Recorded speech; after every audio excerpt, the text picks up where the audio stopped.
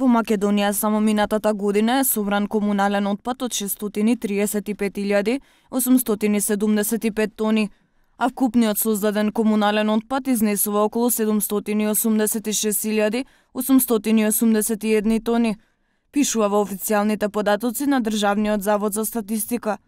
Годишното количество на комунален отпад по жител во 2017 година изнесувал 379 килограми, што е само за 1,3% помалку од 2016 година.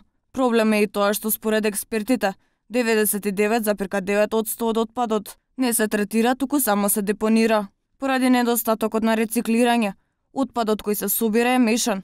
Официјалните податоци исто така покажаа дека има изголемување на медицинскиот отпад, кој се зголемил за енормни 318 тони од 2014 година па до 2017. Експертите тврдат дека организираното собирање и селектирање на медицинскиот отпад се главна причина за зголемената количина на отпад, кој гори во Дрисла и кој има голема улога во загадувањето. Од депонијата тврдат дека медицинскиот отпад бара посебен третман, па така мора да е одвоен од комуналниот. Комуналниот отпад бележи раст од 2016 година до 2017 година за 4,2%.